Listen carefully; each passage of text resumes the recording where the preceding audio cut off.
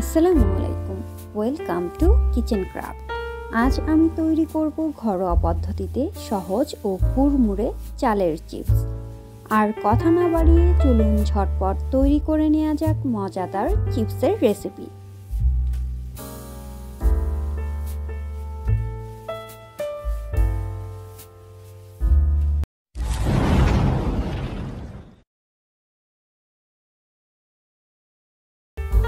কুড়মুড়ে ও সুস্বাদু চালের চিপস তৈরির জন্য নিয়ে নিচ্ছি 1 কাপ পরিমাণ চাল।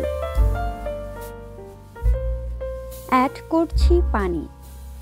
চাল খুব ভালোভাবে ধুয়ে পরিষ্কার করে নিয়ে পানিতে ভিজিয়ে রাখবো 20 থেকে 25 মিনিটের জন্য।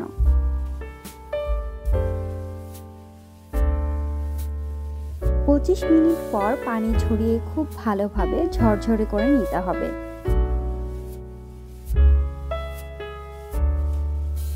এবার ব্লেন্ডারে চাল গুঁড়ো করে নেব।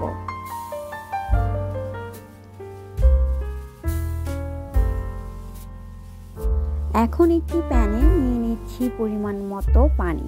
3-4 মিনিট ফুটিয়ে নেব। অ্যাড করছি সামান্য লবণ। পানি গরম হয়ে আসলে চালের গুঁড়োতে অল্প অল্প করে পানি অ্যাড করে ডো তৈরি করে নেব। গরম পানি দেবার পর চামচ দিয়ে মিশিয়ে নিয়ে একটু ঠান্ডা হয়ে আসলে তারপর হাতের সাহায্যে গোল করে রোল তৈরি করে নিয়েছি।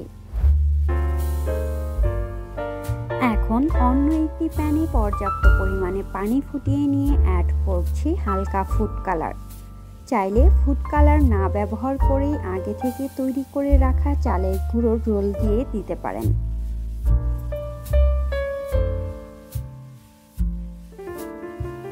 ঢাকনা দিয়ে ঢেকে মিডিয়াম আঁচে জাল করে নেব 10-12 মিনিট।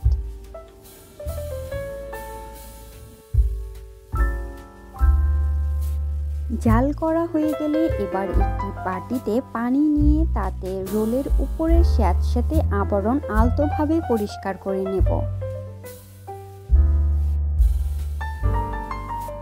এবার পানি থেকে উঠিয়ে ফ্রিজে রাখবো 3-4 ঘন্টার জন্য। 4 ঘন্টা পর ফ্রিজ থেকে বের করে পাতলা করে কেটে নিচ্ছি। কাটা হয়ে গেলে রোদে শুকিয়ে নেব 2-3 দিন।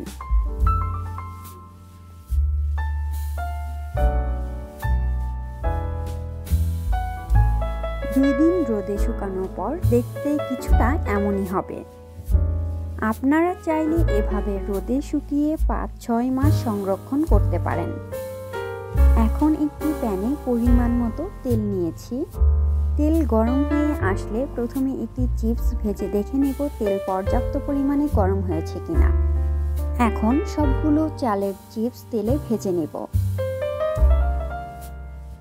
চিপসগুলো ভাজার পর দেখতেই পাচ্ছেন কতটা সুন্দর লাগছে।